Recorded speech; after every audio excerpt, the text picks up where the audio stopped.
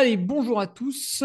On se retrouve pour les secrets de l'endurance par Nolio avec aujourd'hui une nouvelle problématique, bien sûr, nouvelle invitée.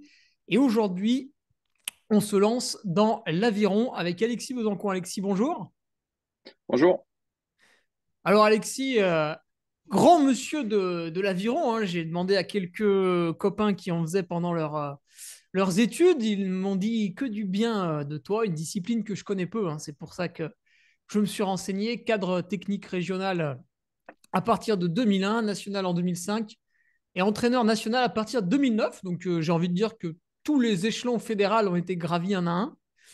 Et puis tu étais le coach des médailles. Alors là, par contre, je les ai vus aux Jeux Olympiques, parce que je regarde à peu près tous les sports quand c'est la bonne heure sur les JO, que ce soit à Rio ou à Tokyo. À Tokyo, je n'avais pas regardé parce que c'était un peu décalé. Mais avec l'avion français, Jérémy Azou, Pierre Ouin. Voilà, Alexis, est-ce que j'ai bien retracé le personnage? Donc, un peu plus de 20 ans à coacher les espoirs pour les médailles mondiales et aux Jeux. Oui, oui, oui, écoute, c'est ça. La chance d'avoir croisé aussi et puis d'avoir pu accompagner des athlètes d'exception, que ce soit les poids légers, tu l'as dit, en 2016, là où les lourds depuis 2000, 2016, qui sont eux aussi champions olympiques à Tokyo, 2 fois champions du monde. Donc c'est sûr que c'est toujours extrêmement appréciable de pouvoir évoluer dans cette sphère-là.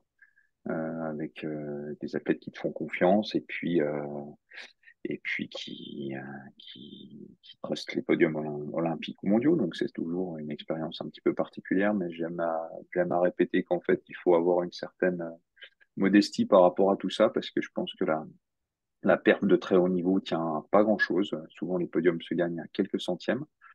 Et on peut passer de tout à rien assez vite. Donc, cette posture d'humilité, elle est toujours essentielle à avoir, je pense, du côté des athlètes comme des entraîneurs et comme du coach, pour la bonne et simple raison que ben, quand tu te penses arriver, tu cherches plus à progresser aussi. Donc, je pense que ça, c'est quelque chose qui doit tous nous animer. En tout cas, c'est ce qui fait la passion dans ce métier aussi, quoi.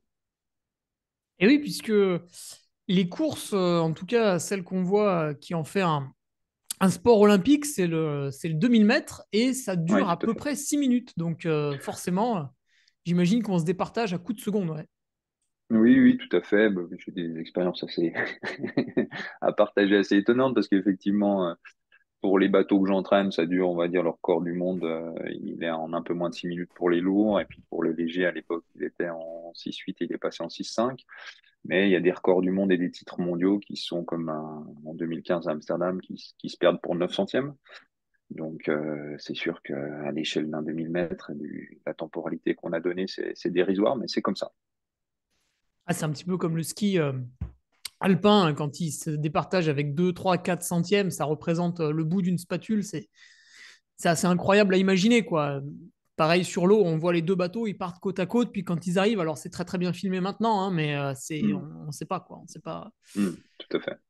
Ok, alors aujourd'hui, la problématique, le petit secret que tu vas nous livrer pour plutôt les adorateurs de sport d'endurance, mais pas que, c'est comment faire pour développer à la fois une masse musculaire importante, parce qu'on parlera des catégories de poids tout à l'heure, c'est quand même des bons gaillards quoi, sur les bateaux. Comment faire pour développer cette masse musculaire tout en conservant son endurance, enfin tout du moins en l'optimisant. Voilà, c'est un petit peu la question qui va nous animer. Alors, j'imagine que c'est sans arrêt des concessions, mais on va dépioter ça petit à petit, si tu le veux bien. Avec plaisir. Tout d'abord, pour replanter un peu le contexte, pour l'aviron, est-ce qu'on peut définir une saisonnalité, puisque c'est un sport qui est sur l'eau, j'imagine que par moment, ça doit être rigoureux. Oui, oui, complètement. En fait, on a une période de préparation qui est très longue dans l'année, qui nous prend à peu près presque 30 semaines, 28 semaines, de octobre à avril. Donc ça, c'est notre période de préparation. On a une période de compétition où on a des compétitions internationales, donc plutôt des étapes de Coupe du Monde ou des championnats d'Europe. Donc ça se déroule sur 8 semaines, de mai à juin. Donc ça, c'est notre période de compétition.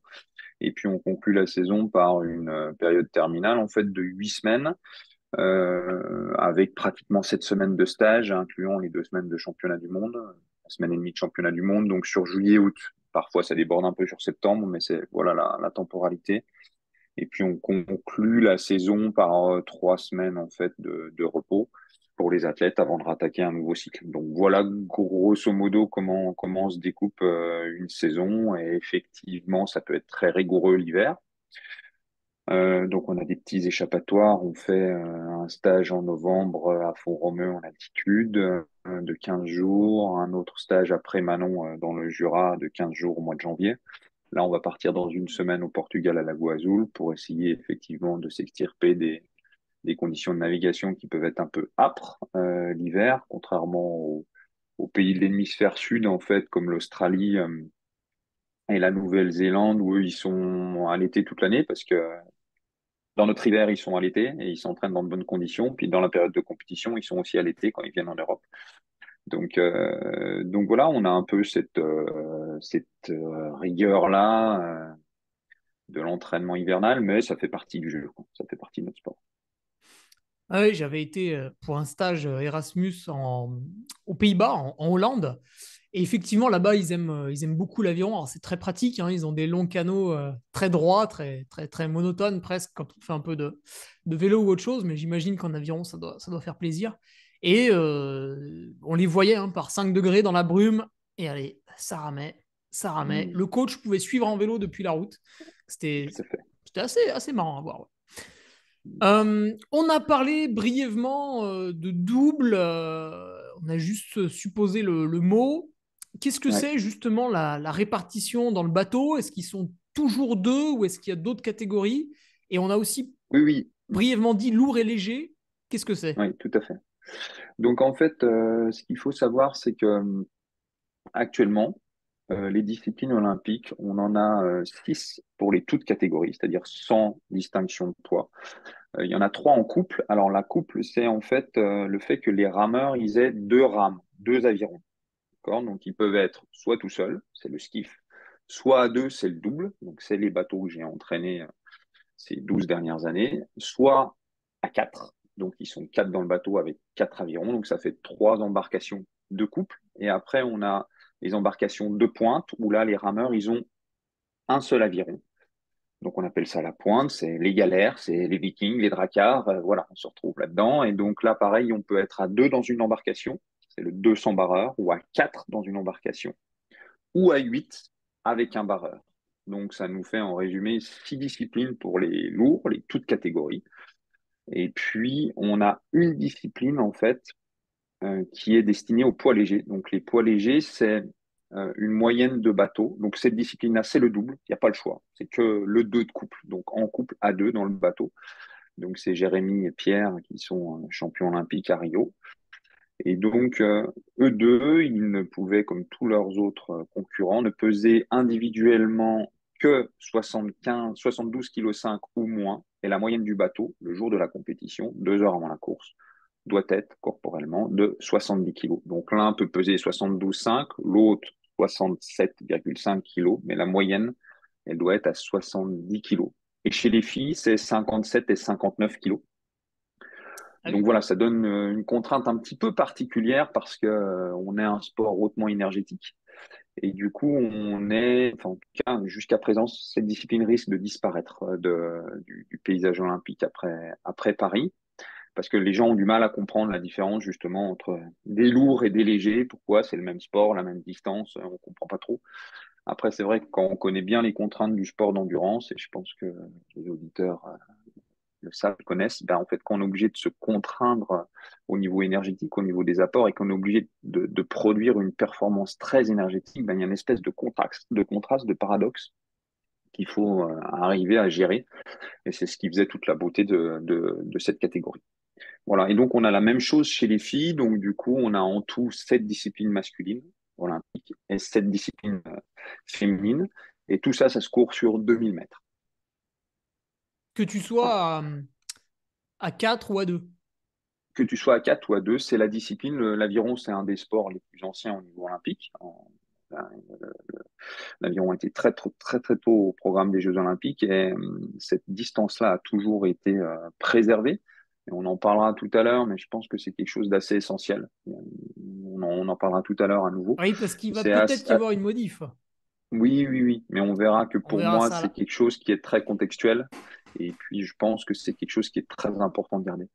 Et donc, pour revenir aux disciplines et aux Jeux Olympiques, en fait, on a une année assez particulière qui se profile là. Donc, on est sur une année pré-olympique. On a eu les Jeux Olympiques qui ont été décalés. Donc, on était en 2021 à Tokyo.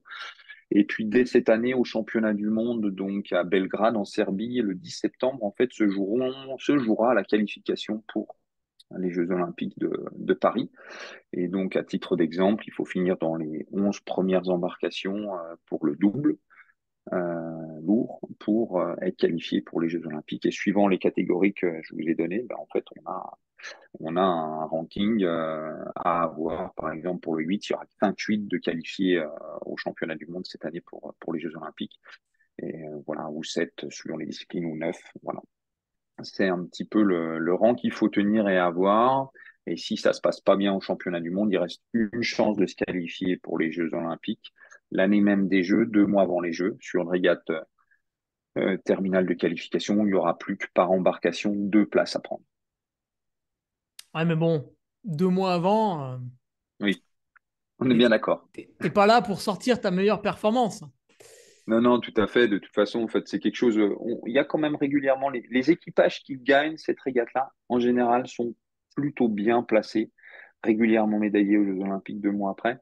Mais c'est quelque chose que les athlètes et les entraîneurs cherchent à tout prix à éviter, ne serait-ce que pour l'inconfort dans la préparation que ça Le implique. stress. Oui, tout à fait. Ok, maintenant qu'on a fait un bon petit tour d'horizon de la discipline, comment est-ce que justement est géré cet entraînement? Parce que dans un sport purement endurance, on s'amuse un petit peu après avoir fait cette période de repos que tu évoquais, hein, 3 semaines, ça fédère à peu près toutes les disciplines. Voilà, on passe à de la musculation parce qu'un athlète, c'est un athlète, de la tête aux pieds. Et bien souvent, une fois que le cycle de préparation physique générale est terminé, hop, c'est un petit peu au placard. Alors, c'est de moins en moins vrai, mais tout de même. Et on fait son sport. Alors, c'est du vélo, c'est de la course à pied, voilà. Mais en aviron, comment vous faites pour gérer la part de foncier qui va occuper aussi un petit peu l'année, parce qu'il faut être en forme tout le temps, et le renforcement musculaire qui, bah, normalement, coïncide pas trop. Nous, on a un sport qui est un petit peu particulier dans la mesure où c'est un sport qui est porté, certes, mais où il faut développer à chaque coup d'aviron un certain niveau de force, tout simplement. Et pour donner un ordre d'idée, en compétition, c'est 220, 230 coups qui sont donnés. Et en fait, c'est comme si on avait une barre de 50 à 60 kilos qui était posée au sol et qu'on cherchait à amener au niveau de la tête systématiquement. Donc voilà, pendant 220 coups, c'est avec la plus grande cadence possible, le plus grand dynamisme possible. Ah oui, ça donne Et pas donc, envie dit quand on comme ça. sent... Ouais. Mais quand on s'entraîne, du coup, y compris quand on travaille à cadence basse sur des longues distances, on est déjà dans ce travail de musculation finalement, parce que on est sur l'eau, mais enfin, d'ailleurs, beaucoup de disciplines nous empruntent le rameur pour faire de la préparation physique. Ah Et oui, donc, nous, finalement, le développement technique et le développement physique, il se fait déjà aussi dans le spécifique. Donc, dans la manière de gérer l'entraînement spécifique, on a déjà de la préparation physique et puis technique et physique sont très, très, très imbriqués dans notre discipline. Donc ça, c'est la première chose. Et évidemment, on utilise aussi beaucoup la musculation parce qu'effectivement, comme tu l'as dit, c'est indispensable dans la perf finale. Pour nous, on a des athlètes, pour donner un ordre d'idée, effectivement, on a parlé des poids légers tout à l'heure, qui en général sont autour des 1,80 m pour 70-72,5 kg quand ils sont en compétition. Et puis le standard, on va dire, habituel chez les hommes qui sont sur le podium olympique, c'est en général entre 1,90 m et 2 mètres pour, on va dire, 90 à 100 kilos. Donc, donc ça, c'est quelque chose effectivement qui est intrinsèquement lié à notre activité. Et donc nous, en France, en tout cas, sur la programmation, on distingue actuellement le travail qui est fait chez les espoirs, donc les moins de 23 ans, et puis le travail qui est fait sur le groupe olympique. Donc pour donner un petit ordre d'idée, les espoirs s'entraînent toute l'année, grosso modo entre 9 et 12 entraînements par semaine. Et sur ces 9 à 12 entraînements par semaine, il y a 1 à 3 séances de musculation pure. Et puis, il y a jusqu'à 2 séances de stabilité gainage, donc qui sont beaucoup plus courtes. Mais ça fait quand même 20 à 30% des séances qui sont faites en salle, pratiquement toute l'année, sauf sur les périodes de compétition, mais même les semaines précédant les compétitions, juste avant la compétition, voire la semaine de la compétition, il peut avoir un travail en musculation qui est réalisé. Euh, donc tout simplement chez les jeunes, mais pour structurer complètement leur potentiel musculaire et nerveux. Et donc historiquement, en fait, nous, on a un travail qui est beaucoup calqué sur l'endurance. Donc, sur les jeunes catégories, on maintient encore une musculation en forme de circuit training, sur des circuits qui font entre 20 et 30 minutes, avec beaucoup de répétitions et à peu près entre 40 et 50% du maximum de la charge.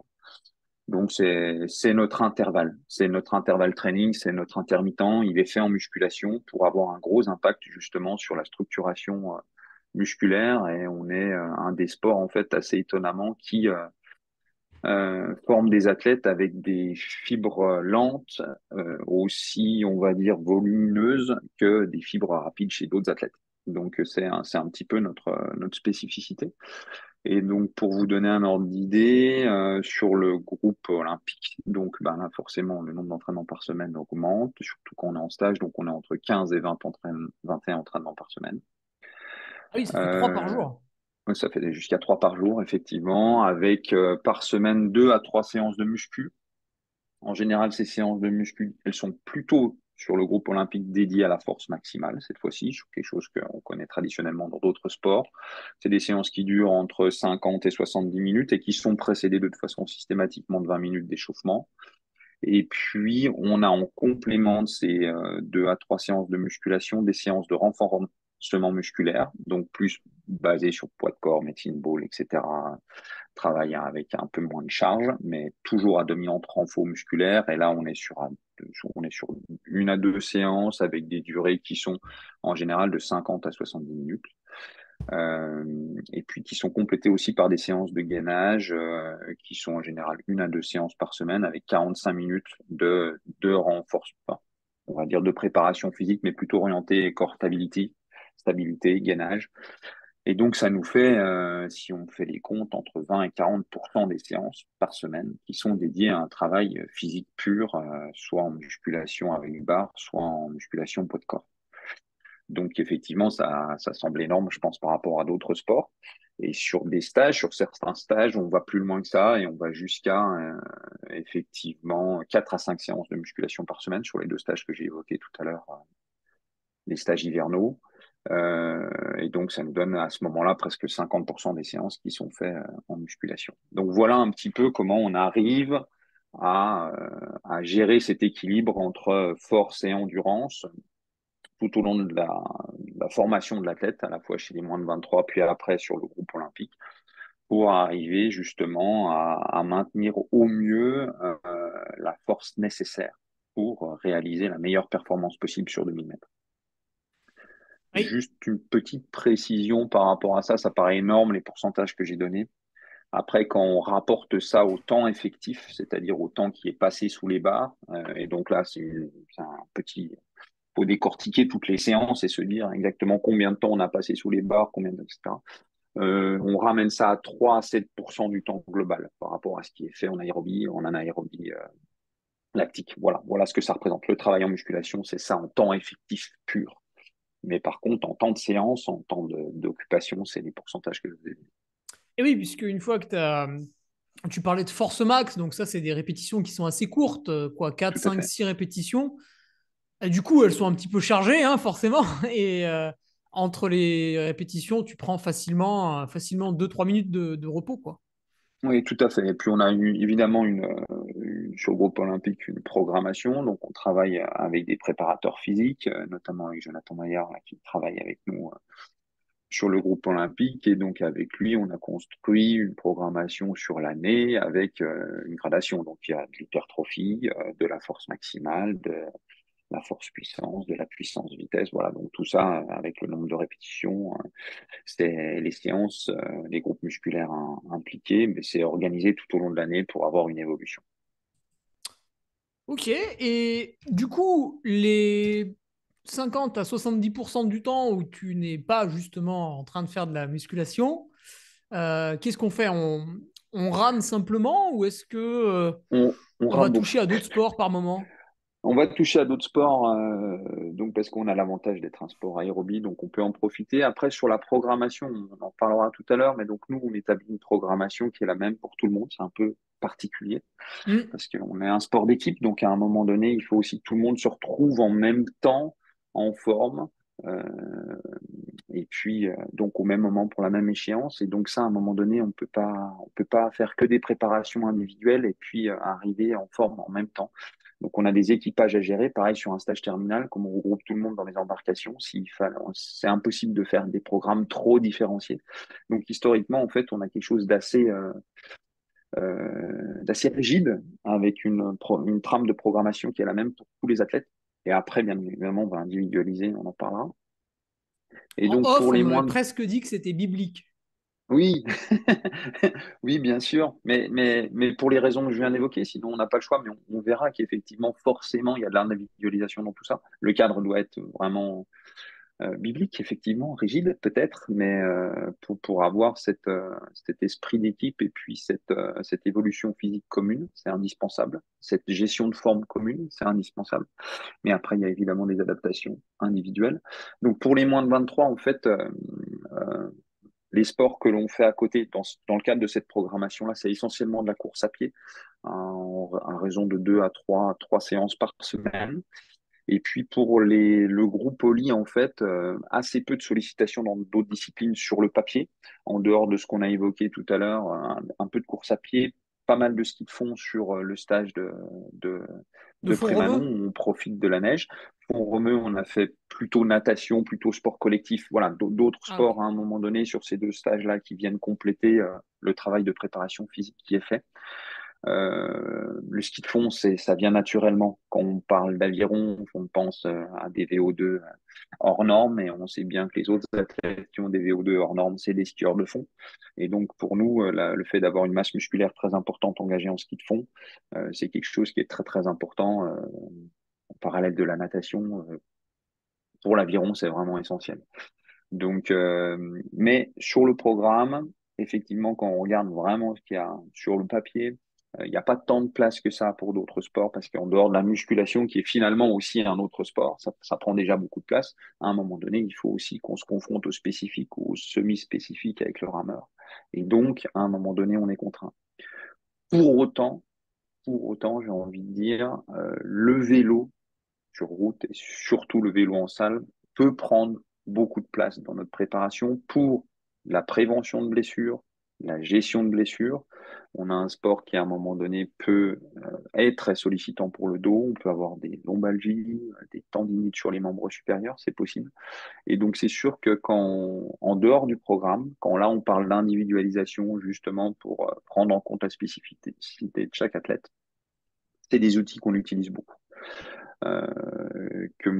j'ai utilisé, qu'on a utilisé sur le groupe Paul Léger, notamment sur l'Olympiade de 2016, sur les longs stages, pour aussi, à un moment donné, sortir les athlètes du bateau et de la contrainte bateau, et puis les amener sur des sorties collectives en vélo de route. C'est intéressant, mais c'est dangereux aussi. D'accord? Parce qu'on est sur une préparation terminale et à un moment donné, avoir un accident de groupe en vélo, bah, c'est se priver de l'échéance de l'année. Donc, Eh c'est sûr oui, que oui. ça se discute à un moment donné. C'est quelque chose qu'on a fait maintenant. C'est vrai qu'on s'oriente un tout petit peu plus sur le vélo en salle, un peu moins risqué. Et puis, on a des outils qui sont assez extraordinaires avec le bike erg et le watt bike, où on a un retour en puissance qui est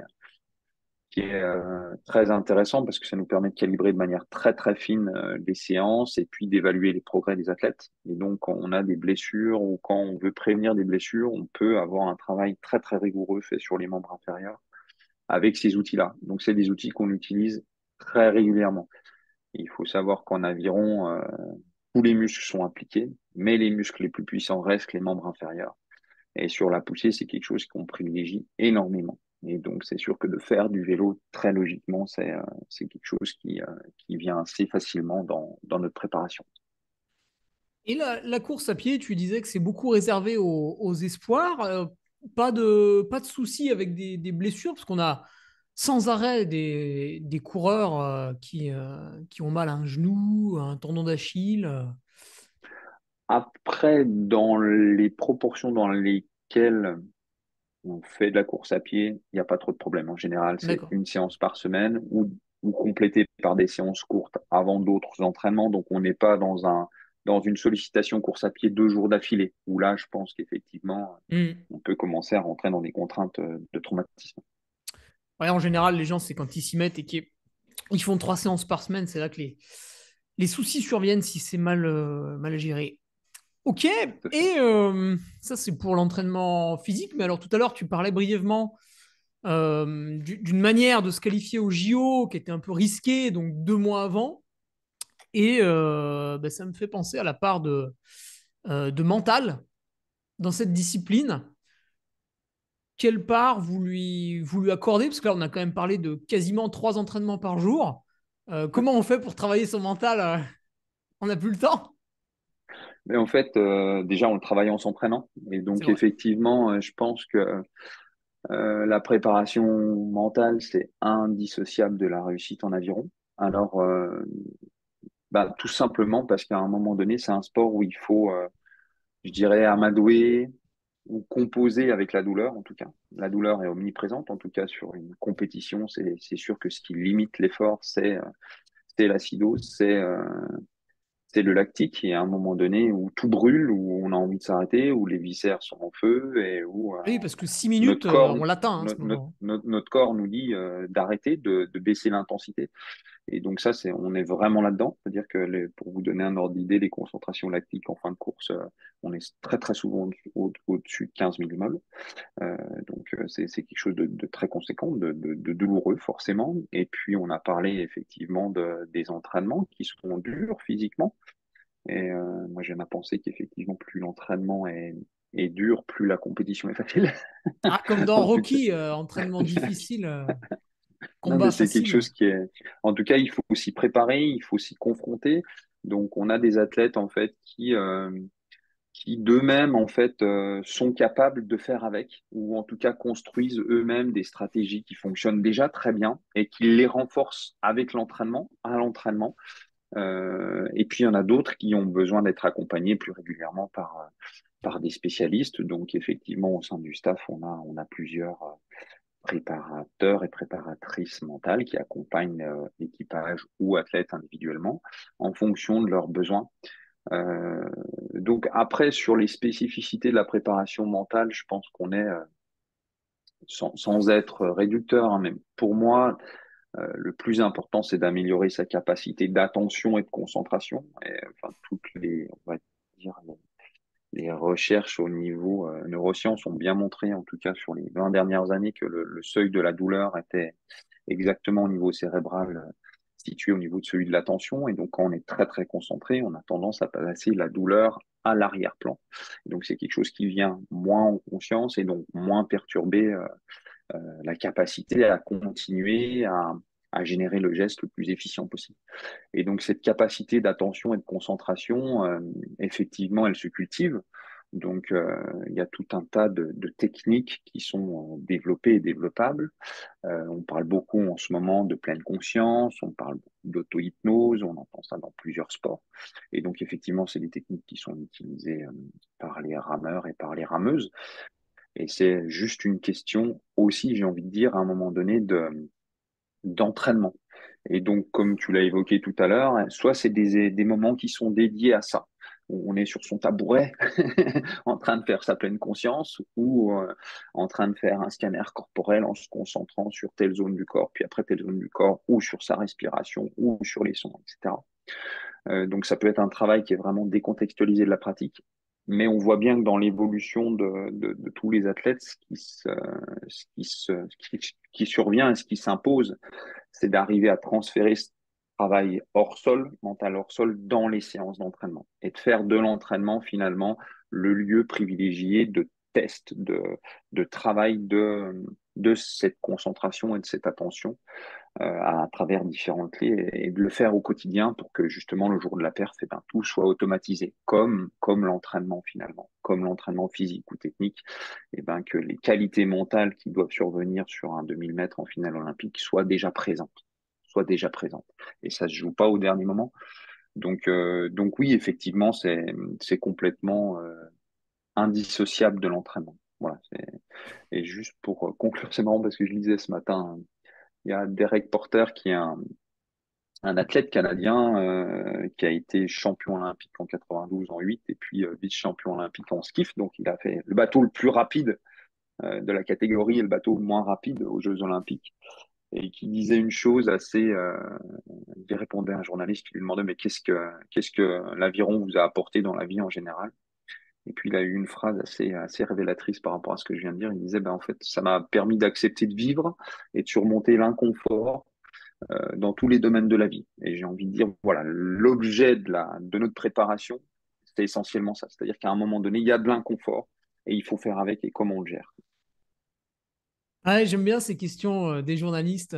Ah, pourquoi vous faites du sport? Enfin, euh, il y a un petit truc aussi, quand on voit les départs, est-ce qu'il n'y a pas un stress à ce moment-là de bien démarrer alors, on n'est pas sur le sprint du 100 mètres, mais quand même, hein, quand ça se Non. joue à quelques centièmes, est-ce qu'il y a aussi cet aspect-là à gérer?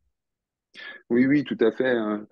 Euh, je pense que ça, c'est des routines qui se gèrent donc à la fois hors bateau, avant sur la causerie d'avant-course, sur ce qui est fait en amont, et puis aussi la routine d'avant-course. Et je pense que plus les routines sont ancrées, plus il est possible de s'adapter à l'inconnu, à ce qui va venir perturber au dernier moment une phase de départ.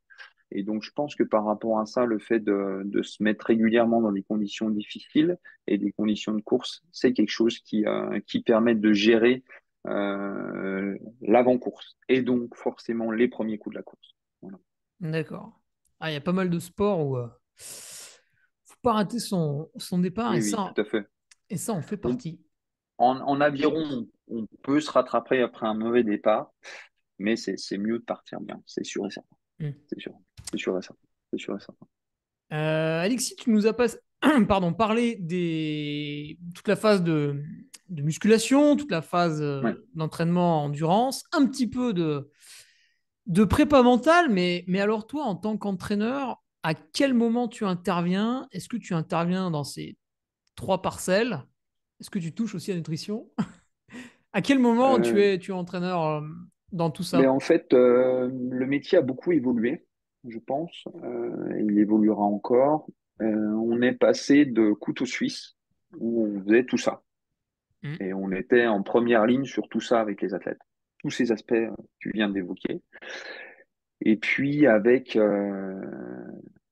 le temps, avec la nécessaire professionnalisation de tous les domaines, en fait, et ben, petit à petit, on a été amené à travailler avec un préparateur physique, avec un préparateur mental, avec un nutritionniste cette année.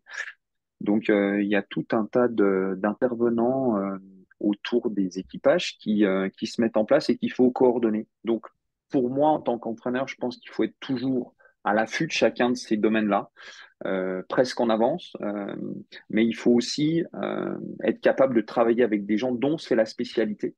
Et là, c'est plus un rôle de coordonnateur, euh, on va dire, aussi de lien, et d'être capable d'apporter à chacun de ces personnes qui interviennent un petit peu pour chacun dans la perf des athlètes et de leur apporter le maximum d'informations pour que leurs actions auprès des athlètes soient le plus pertinent possible.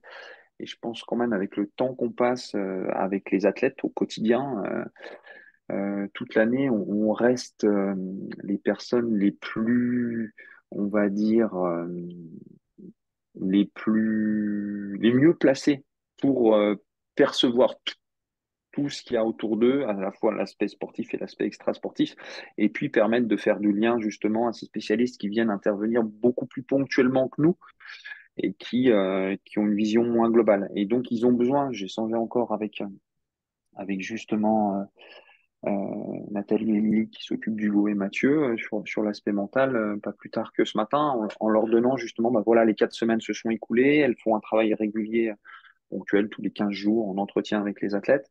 Et ben effectivement, si elles n'ont pas aussi, pour préparer leur entretien, des éléments de contexte, forcément, elles vont passer à côté de quelque chose, malgré leur qualité.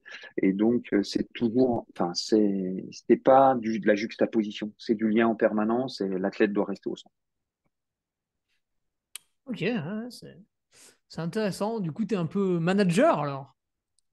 Oui, par la force des choses, mais c'est quelque chose qui est intéressant parce qu'encore une fois, ça permet de sortir aussi de son nombril et puis de s'ouvrir à d'autres choses et puis d'échanger encore une fois. Et je pense qu'on est plus intelligent à plusieurs que tout seul. Et si c'est bien fait, encore une fois, je pense que c'est très enrichissant pour tout le monde. D'accord. Alors Alexis, une question encore sur l'entraînement, puisque tu nous as bien cerné les deux catégories avec les poids légers qui ont un physique qui nous surprend peut-être pas forcément dans la rue, puis les poids lourds. Alors là, par contre, 1,90 m, 2 mètres avec 90-100 kilos, ceux-là, on ne peut pas les rater. Est-ce qu'il y a des différences justement entre ces deux types de personnes pour les entraîner? Parce que j'imagine que ceux qui font moins de 72,5 kg, bah, ils vont vivre quelques périodes un peu de privation alimentaire, de restriction calorique. Alors sans doute pas tout le temps, parce que sinon c'est intenable, mais quand même, ça doit régulièrement compter pas mal les calories. Il y a une petite charge mentale en plus, sans doute. Alors que bon, bah, celui qui a le choix de faire 92, 94 ou 96 kilos, peut-être qu'à ce moment-là, il est plus focus sur l'entraînement. Comment ça se perçoit au sein du groupe? J'imagine qu'il se Non, mais je côtoie. pense que tu as bien cerné les enjeux. Moi, j'ai eu la chance de pouvoir entraîner les deux catégories. C'est sûr que la part de charge mentale, la part de frustration que tu évoques, elle est très très présente chez les poids légers, surtout pour ceux qui évoluent en masse musculaire, parce qu'on l'a vu forcément, même si on essaie de diriger les choses, il y a une évolution de la masse musculaire entre un athlète qui arrive jeune senior et puis son évolution. Le sport veut ça, et donc forcément la masse musculaire prend de plus en plus de place, et on se retrouve sur des poids légers à travailler très souvent en dessous des 6% de masse grasse. Euh, Ah ouais, ah oui, ah ah, c'est oui. Enfin, impressionnant. en termes sur la période de compétition, c'est quasi systématique pour les poids légers, en tout cas masculins. Bien évidemment, on est entre 5 et 6%.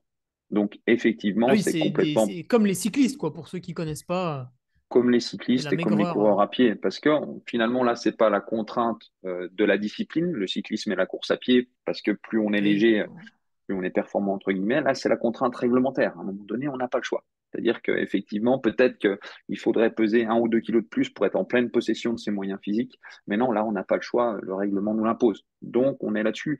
Et donc, il y a une première part de gestion de la frustration. J'aime bien citer l'exemple de Jérémy Azou, qui a été champion olympique et qui, pour faire passer sa frustration, a couché sous le papier ce que ça lui coûtait, comment il s'y prenait, et puis à la fin de sa carrière, qui a été capable d'écrire un bouquin là-dessus qui Ah, c'est s'appelle ce Une que j'allais médaille à dire. la fin. Ouais. Une médaille à la fin et qui s'écrit à la fin FIN. Donc pour les auditeurs qui veulent aller jeter un œil à tout ça, je pense que c'est très très instructif. Donc ça, c'est la première chose, la gestion de la faim, la gestion de la frustration, puis la gestion d'une carrière aussi parce que c'est quelque chose qui pèse forcément. Et je pense que ça rentre aussi largement en ligne de compte dans ce qui fait qu'à un moment donné, lui a mis un terme à sa carrière parce que c'est quelque chose qui est forcément pesant. Toutefois, pour comparer avec les toutes catégories, même si on est un sport porté, euh, avoir 10 kilos de surcharge pondérale par rapport à un poids de forme, c'est pas du tout efficient dans notre sport. C'est-à-dire qu'à un moment donné, bah, c'est 10 kilos qu'on transporte aussi, et c'est 10 kilos qui pénalisent le bateau quand on est sur l'avant ou sur l'arrière du geste, qui implique un pilonnement, un tassement du bateau, qui implique forcément, à un moment donné, des résistances supplémentaires à l'avancement. Et donc, idéalement, un TC devrait faire autant attention à sa nutrition et on va dire à maintenir un poids proche, on va dire des 7-8% de masse grasse pour avoir eh bien, le rapport poids-puissance le plus intéressant possible. Et moi, je trouve que les rameurs toutes catégories de ces 8 dernières années, voire un peu plus, sont vraiment rentrés de plein pied dans cette logique-là. Et on a certains athlètes qui cherchent à s'affûter forcément et qui ont 4 kilos à perdre, on va dire, entre leur poids hivernal et leur poids de compétition et qui sont vraiment rigoureux là-dessus. En plus de l'intérêt d'avoir une nutrition ou une micronutrition la plus équilibrée possible pour être le plus performant possible. Donc, on rentre là-dedans. Tout à l'heure, quand je parlais de la fédération, maintenant, sur le pôle est accompagné aussi par un nutritionniste qui ne fait que ça. Avant, on avait la chance d'avoir un médecin-chef qui est spécialisé là-dedans. Donc, mais là, on a franchi encore un cap supplémentaire sur cet accompagnement-là. Et donc, oui, les rameurs, toutes catégories, même de ce poids-là que tu as évoqué, ben, on prend des masses grasses régulièrement et on cherche à avoir le meilleur cheminement possible vers ce poids de forme. Et puis, il y a d'autres athlètes, toutes catégories, qui ont le problème un peu inverse. Et c'est-à-dire qui, vu la dépense calorique qu'on a quotidiennement, tu as vu le nombre d'entraînements qu'on avait par semaine, et ben, eux, doivent lutter contre la perte de poids. Parce Mm. qu'à un moment donné, leur apport calorique n'est pas suffisant pour compenser tout ce qu'ils dépensent à l'entraînement. Donc, en fait, j'ai envie de te dire que quelle que soit la catégorie que tu entraînes en aviron, ben, ce souci-là de la nutrition et puis de la bonne alimentation et de la gestion du poids le plus optimal, elle est toujours présente. Elle est toujours présente. Et de plus en plus, parce que maintenant, ben, les différences se font tellement finement qu'on pousse les curseurs partout le plus loin possible, quoi. Et est-ce qu'il n'y a pas aussi un autre problème, c'est-à-dire que tu fais par deux donc sur le bateau, dans les disciplines que Oui. tu entraînes, mais du coup, il faut que tu fasses le même poids que l'autre à peu près alors. Non, ça, c'est pas très. Ah bon, ça fait pas En pencher? poids léger, forcément, si tu veux, en poids léger, forcément, parce qu'on a cette norme-là de 72,5, donc là, tu n'as pas le choix. De toute façon, Oui, oui. par la force des choses, tout le monde se retrouve à peu près au même poids. Et puis, effectivement, ces dernières années, on a plutôt l'impression que ça s'homogénéise, mais il peut avoir dans un double, il peut avoir, si tu veux, ce qui est le plus important finalement, c'est l'aspect biométrique pour avoir des amplitudes qui sont similaires et avoir deux athlètes qui sont similaires, c'est-à-dire que quelqu'un qui serait vraiment très petit et qui pèserait aussi 95 kilos, masse musculaire très très forte, on aurait peut-être des problèmes par rapport au grand gaillard que je viens de t'évoquer, d'amplitude et donc de déplacement par coup et donc de vitesse. Même si avec les réglages, on peut jouer, mais c'est vrai qu'on voit de moins en moins de très petits gabarits chez les toutes catégories. Ça a été encore le cas, on va dire, jusque dans les années 2000. Et là, on voit bien qu'il y a il y a des athlètes qui sont plus filiformes que d'autres, moins musculeux que d'autres, mais en tout cas, en général, un rameur de toute catégorie qui réussit est plutôt grand et une biométrie qui est adaptée à notre sport, quoi. D'accord. Et avant de passer sur les questions vraiment spécifiques à la discipline, les athlètes sont professionnels?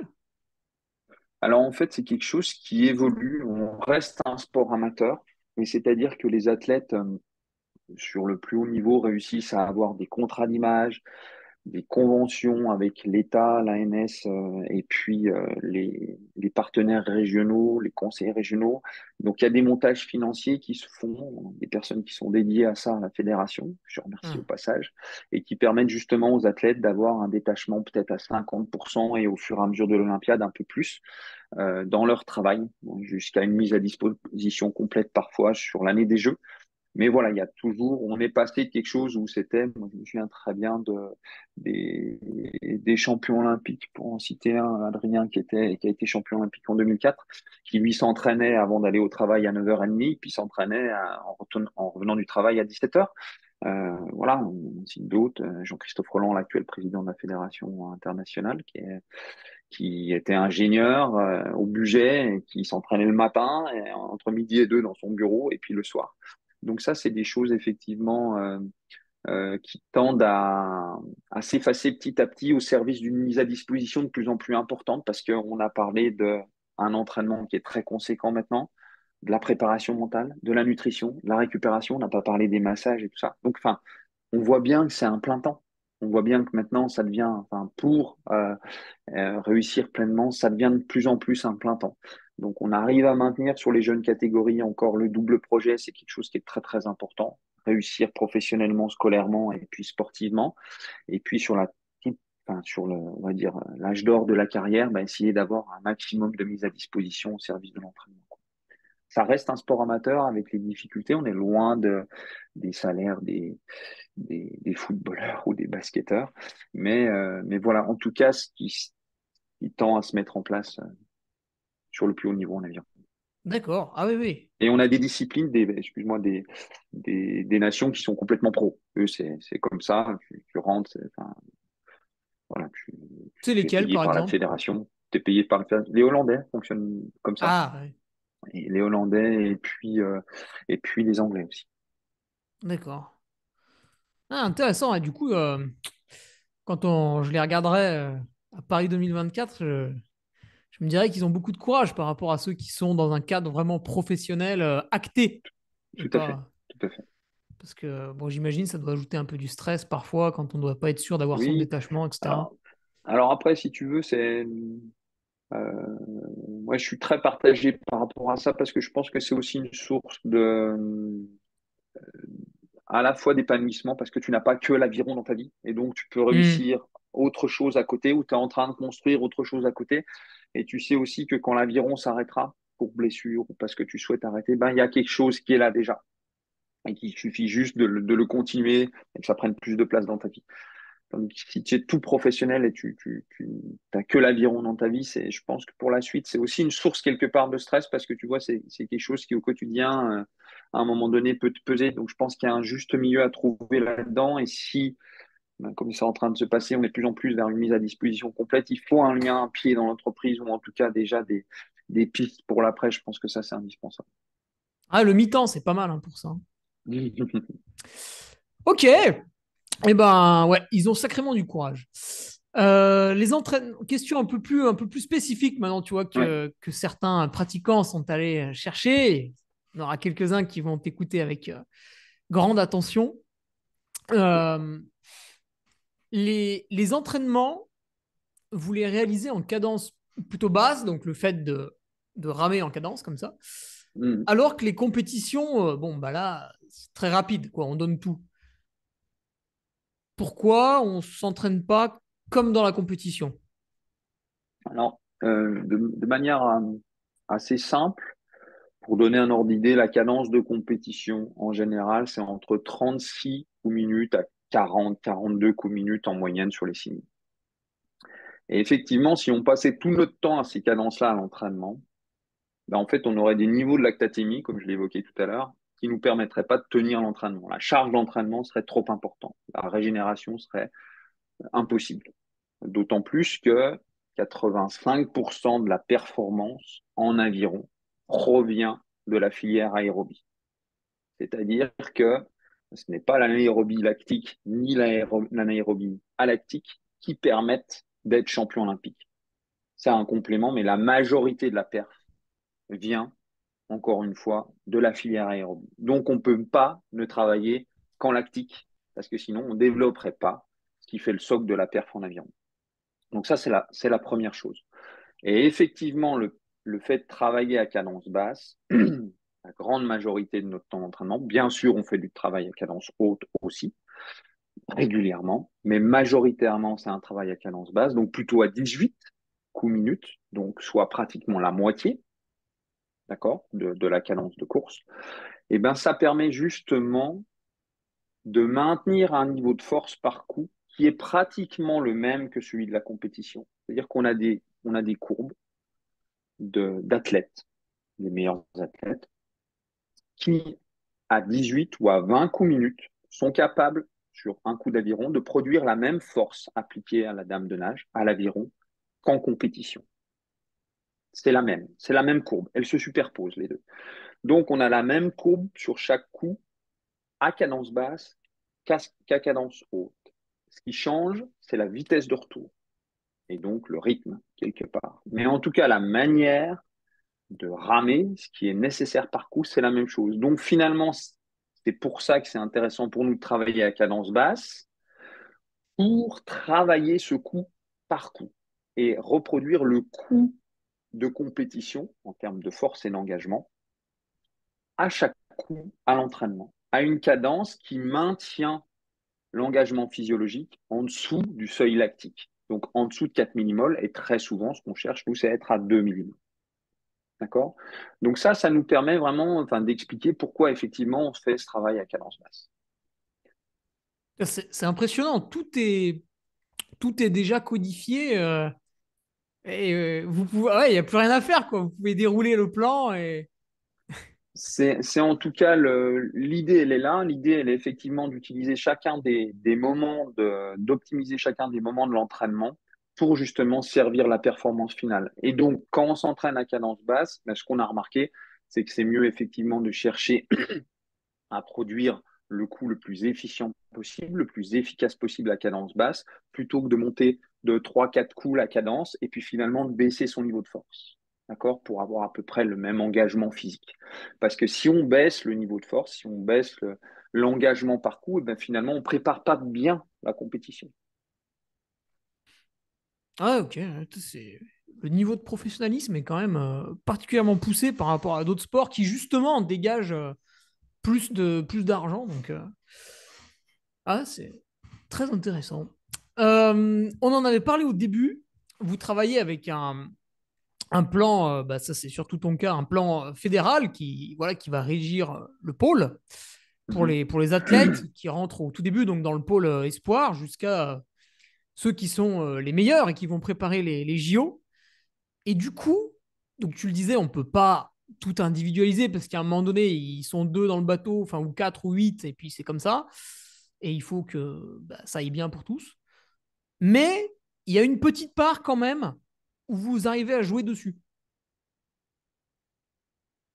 Oui, tout à fait. Donc, en fait, on a déjà une progressivité dans ce que j'ai expliqué tout à l'heure. Effectivement, le programme moins de 23, on l'a vu, il est bien moins volumineux que le programme olympique. Donc, déjà, il y a une progression. Donc, on ne fait pas faire la même chose aux jeunes qu'aux anciens. C'est assez logique. Je veux dire, c'est quelque chose d'assez évident. Et puis, on a bien vu aussi dans ce que je vous ai dit après qu'en fonction des individus, de leurs blessures potentielles, est-ce que c'est des sujets qui sont, on va dire, régulièrement lombalgiques, etc., eh ben, on va chercher des individualisations au sein de cette trame globale-là. Et puis, il y a une progression forcément qu'on cherche à avoir. Moi, je vais juste vous donner un exemple assez parlant. En 2009, Frédéric Dufour, qui était vice-champion olympique en 2004 à Athènes, donc se retrouve associé avec Jérémy Azou, le futur champion olympique de 2016, qui est tout jeune senior. Il sort des rangs juniors et qui, en junior, s'entraînait beaucoup moins que Fred Dufour, qui est à l'apogée de sa carrière, qui a 100% du programme d'entraînement. Et donc, moi, je suis jeune entraîneur, première expérience olympique, donc j'arrive en 2009.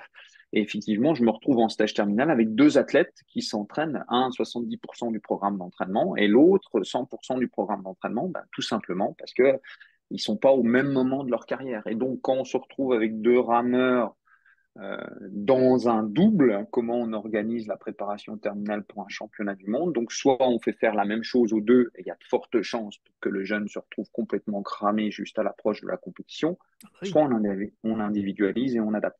Moi, j'ai eu la chance d'avoir un chef d'équipe à l'époque, Jean Montpellier, qui m'a laissé faire ça. Et je pense qu'à un moment donné, c'est une chance et je le remercie. Et donc, du coup, ben, parfois Fred partait s'entraîner, faire un footing l'après-midi ou monter tout seul dans son skiff. Et Jérémy ne faisait rien, se reposait, récupérait. Et donc ça, enfin, je pense que c'est quelque chose, voilà, qui est assez caricatural pour expliquer ce qu'on est capable de faire aussi, même si on a une Bible. Voilà, on a la Bible, mais à un moment donné, il faut aussi prendre du recul et puis être capable de faire ça. Et j'aime à croire que c'est aussi grâce à ça qu'ils ont pu être vice-champions du monde, parce que je pense que sinon, effectivement, on n'aurait eu qu'un moteur dans le bateau, c'est sûr. C'est sûr. Ok, ouais. Ah, ouais, l'exemple est sympa, ouais. Celui qui arrive, voilà, qui arrive dans la discipline, mais avec beaucoup de talent, et puis celui ouais, qui est au sommet de son art. D'accord. Un autre petit truc qu'on a légèrement mentionné au début, donc c'est que la distance, elle est de 2000 mètres. que tu sois tout seul à 2, à 4, à 8 dans le bateau. Et quelques rumeurs veulent vous diviser la distance par deux, vous faire passer à 1000 mètres pour que les Euh, caméras aient peut-être plus hmm. le temps de vous voir. Écoute, alors pour moi, c'est pas d'actualité, dans la mesure, on sait déjà que forcément, enfin forcément, à Los Angeles, en 2028, on sera sur 1500 mètres, Ah bon? mais Pourquoi? c'est plutôt le fait en fait de l'organisation pour éviter d'avoir un nouveau bassin qui soit creusé sur 2000 mètres, ou qui soit trop loin du site olympique. Parce Ah, que c'est pas mal ça. le site actuel de Los Angeles, effectivement, est sur 1500 mètres. Donc voilà.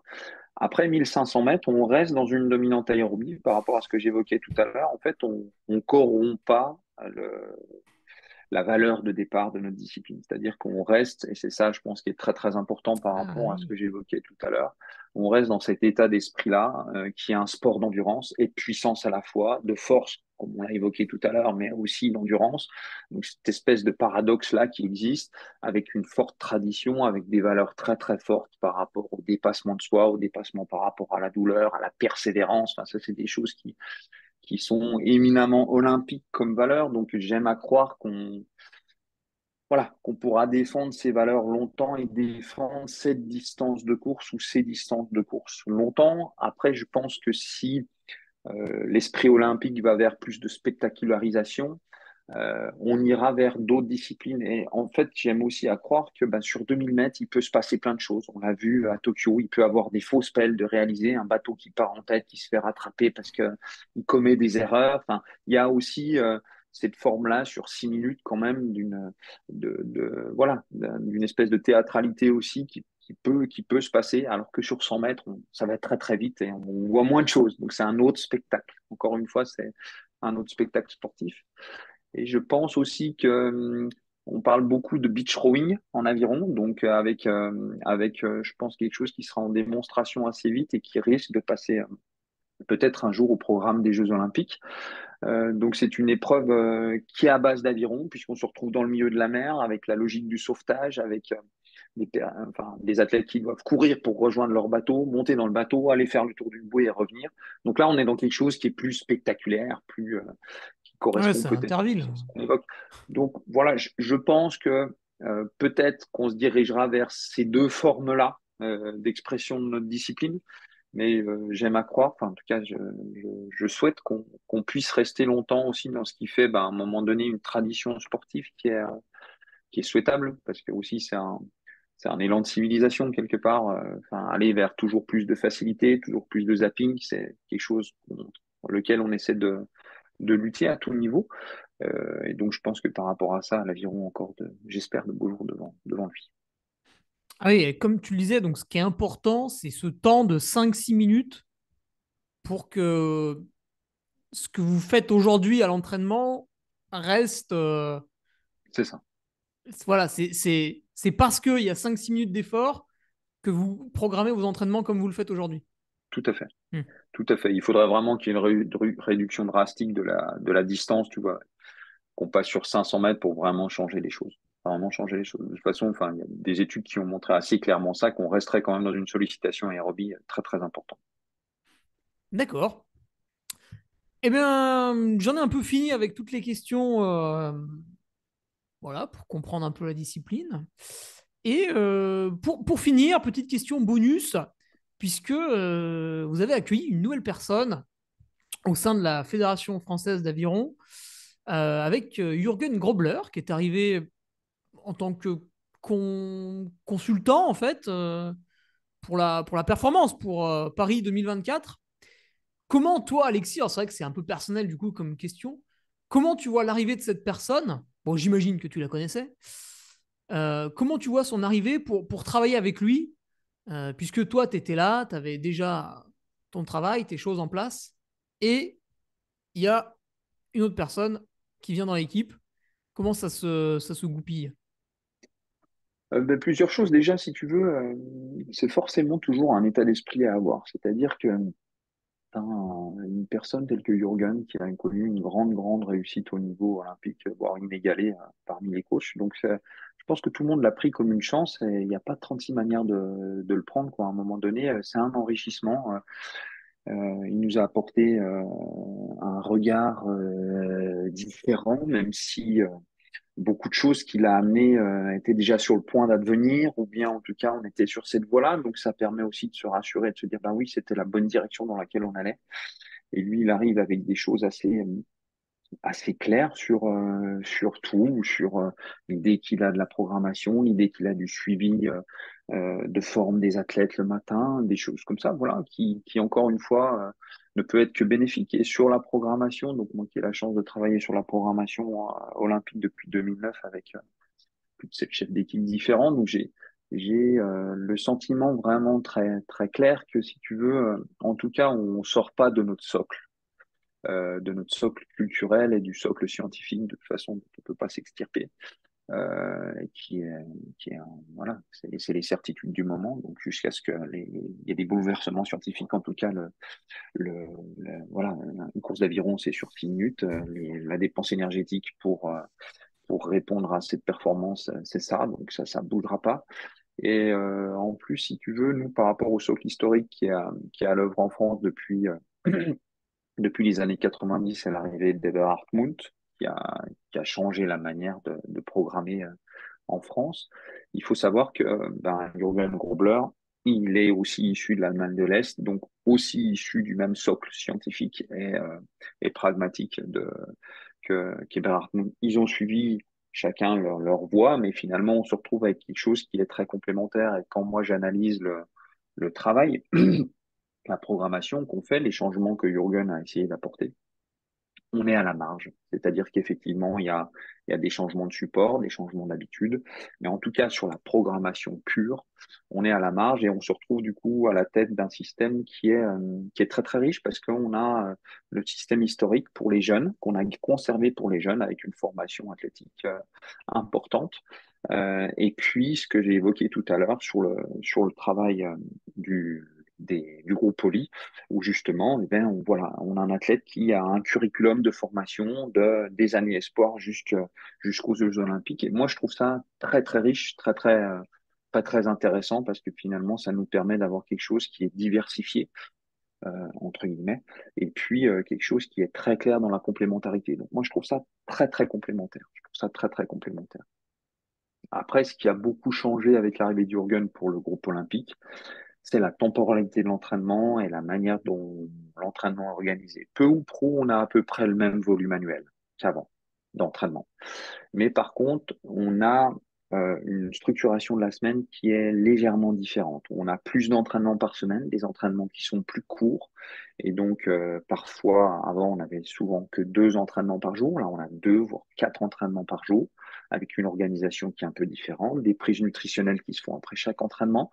Donc, une temporalité un petit peu différente aussi sur la semaine, avec le dimanche systématiquement de repos quand on n'est pas en stage, qui Ah, amène une bouffée d'oxygène pour les athlètes à un moment donné, à la fois au niveau familial, mais au niveau physiologique aussi. Donc voilà essentiellement l'apport au niveau de la programmation. Et donc ça, c'est quelque chose effectivement qui, quand on travaille avec des athlètes qui sont soit pères de famille, soit effectivement qui ont une vie sociale à un moment donné à mener, on se retrouve sur des rythmes qui sont, je trouve, très cohérents, donc intéressants. Donc voilà, l'arrivée du Jürgen Robler par rapport à ça, ça a permis, je pense, d'accélérer grandement une évolution qui, de toute façon, inéluctablement allait arriver.